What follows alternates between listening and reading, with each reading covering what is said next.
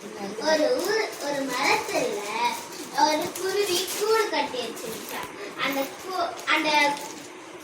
அந்த கூடுல குருவி முட்டை போட்டு வச்சுட்டு போயிடுச்சான். அப்ப அந்த பக்கத்துல இருக்க பாம்பு பார்த்து, ஒரு முட்டை போட்டு வச்சுட்டு போயிடுச்சா, நம்ம போயிட்டு அந்த முட்டையை சாப்பிட்டலாம் போயிட்டு சாப்பிட்டுச்சோம். அப்ப அந்த குருவி மறுபடியும் வரும்போது பார்த்துச்சோம், ஐயோ என்னோட முட்டையை காணுவேன், அந்த முட்டையை காணுவேன் அழுதுச்சான். அதனால அவங்க பக்கத்துல அந்த காக்கா பார்த்துருக்கு.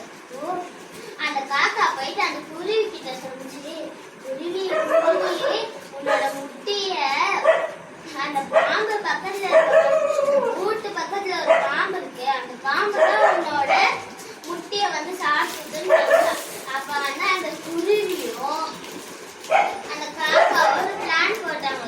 நம்ம ஒரு பக்கத்துல பாறாங்கல் இருக்கு, அந்த பாறாங்கல்ல எடுத்து வெள்ளை கலர் வண்ணத்தை அடிச்சுட்டு அங்க அந்த குருவி கூடுல வச்சுட்டான். குருவி கூடுல வச்சு பாம்பும் பார்த்துட்டான்.